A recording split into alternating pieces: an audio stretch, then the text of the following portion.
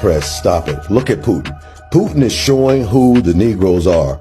When you go into Russia, they never took our murals down. These murals are from the Black Russian Archives Church that you can see when you go to YouTube. Putin was showing the world who we are. He wanted everybody to see it. But if you notice, the American cameras, they took the camera and they dropped it. When you go through all of Europe, all of France, all of Germany, all of Italy, all of Russia, all of the European nations, and the Americas, you're going to find out something. That this so-called Negroes or Moors only mean that you're black. Moors ran everything, and a lot of these Moors were Jews.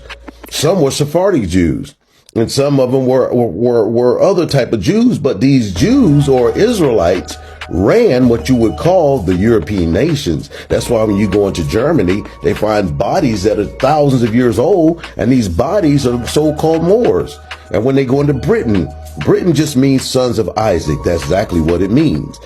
Britain, when you get a lot of these names as Johnson, McKeever and McDowell, you would think that these names were actually European. But you got to remember, these people were in the Caucasus Mountains. They didn't even speak English.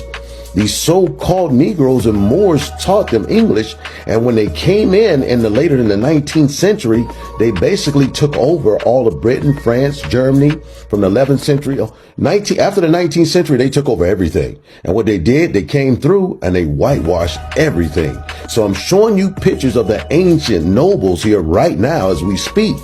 As a matter of fact, there's a picture here of the painting by Michelangelo, and it's in the Sixtine Chapel, and it's of Joseph and Jacob. Here's another one of Moors fighting what they call wild men. And here's a picture of Robert Pufus by Jean Farkas, or king. He was a king in Britain. And here are coats of arms. These are different nations of Britain, of different people who are Moors. Now, look here, the Holy Roman Emperor, Charles V.